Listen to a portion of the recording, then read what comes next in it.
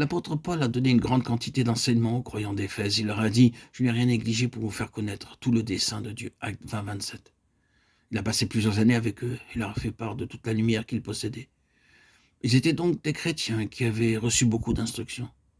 Après cela, Paul alla en prison, et de là, il leur écrivait une lettre dans laquelle il leur dit: faisant mention de vous dans mes prières, je prie le Dieu de notre Seigneur Jésus-Christ, le Père de gloire, de vous accorder un esprit de sagesse et de révélation qui vous apprenne à le connaître et d'illuminer les yeux de votre cœur. Éphésiens 1, 16, 18. Il ne s'agissait pas de leur salut. Ils étaient sauvés depuis longtemps et avaient déjà reçu un enseignement très riche. Ils avaient déjà suivi un long chemin avec le Seigneur. Et Paul cependant fait encore monter à Dieu cette prière pour eux. Il dit: en effet, tout ce que vous avez reçu et tout ce que je vous ai donné n'est rien en comparaison de ce que vous avez encore à voir dans le Seigneur Jésus. Et tout ce dont vous avez besoin, c'est que vos yeux soient ouverts. Vous avez besoin de l'esprit de sagesse et de révélation. Oh, combien cela est important. Avons-nous remarqué comment Paul termine cette lettre aux Éphésiens? Ce n'est pas contre la chair et le sang que nous avons à combattre, mais contre les dominations, contre les puissances, contre les princes de ce monde, de ténèbres, contre des esprits mauvais qui sont dans les régions célestes. Éphésiens 6, 12. Et c'est là que Paul dit: revêtez-vous de toutes les armes de Dieu afin de pouvoir tenir ferme contre les embûches du diable. Éphésiens 6, 11.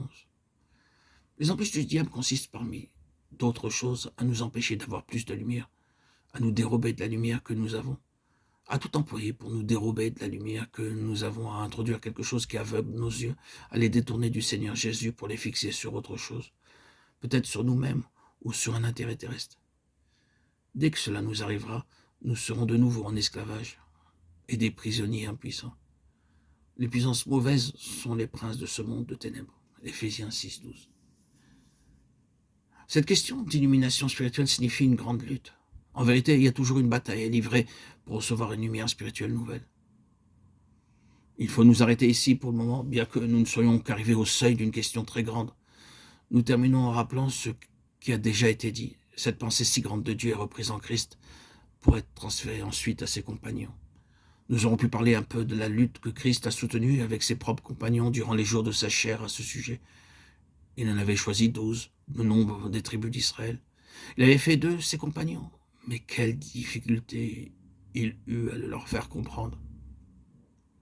Il dut dire à plusieurs reprises: ne comprenez-vous pas encore? Et il dut présenter son enseignement en parabole pour de petits enfants, pour essayer de faire pénétrer dans leur esprit obscur une compréhension de la vérité spirituelle. Le semeur sortit pour semer. Nous voyons l'image. Mais c'est là une image pour de petits enfants, n'est-ce pas?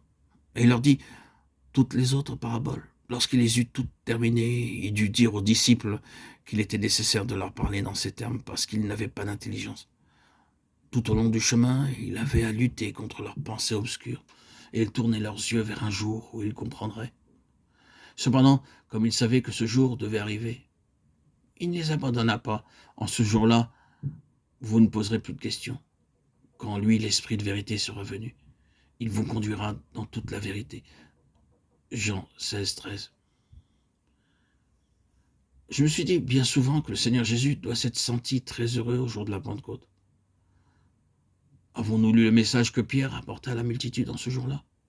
Il y a ici un profond sujet d'étude biblique pour nous, si nous faisons une liste de tous les sujets touchés dans cette prédication. Elle est toute remplie de l'Ancien Testament et Pierre déclare: tout cela a été accompli en Jésus-Christ.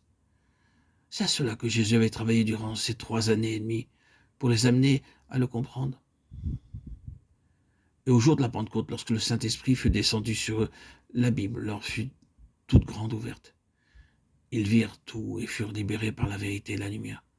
Je crois que Jésus doit avoir pensé: c'est pour cela que j'ai vécu et souffert. Ces hommes voient enfin, ils sont désormais mes compagnons. Les compagnons de Jésus sont ceux qui voient comme il voit, lui. Combien cela est vrai de toute communion. Il ne peut réellement pas y avoir de réelle communion entre deux personnes si elles n'ont pas la même vision. Elles peuvent désirer rester unies, mais combien cela est difficile. Lorsque l'une n'a pas vu ce que l'autre a vu, l'on peut s'accorder jusqu'à un certain point, mais il sera impossible d'avancer ensemble. Les Écritures disent: 2 hommes marchent-ils de concert s'ils ne sont pas entendus d'avance? Amos 3, 3. S'ils ne se sont pas entendus d'avance, ils ne peuvent pas marcher ensemble selon la même vision. Il leur faut une seule et même vision, une vision correspondant à l'un comme à l'autre. C'est cela la réelle communion. Elle repose sur une compréhension mutuelle. Et je pense qu'il y a peu de choses que Jésus demande et désire autant que d'avoir des hommes qui le comprennent. C'est là ce que Dieu a toujours désiré. Et cette pensée est reprise par son Fils pour être confiée aux compagnons du Fils. L'apôtre Jean dit, si nous marchons dans la lumière comme il est lui-même dans la lumière, nous sommes en communion les uns avec les autres. 1 Jean 1,7. La communion avec le Seigneur et les uns avec les autres ne peut être que si nous marchons dans la lumière. Je pense pouvoir dire que nous avons reçu, du moins en parole, beaucoup de lumière. Frères et sœurs en Christ, mes bien-aimés, mes chers amis, auditeurs, auditrices, tout ce que nous pouvons dire, c'est marchons dans la lumière et nous serons libres.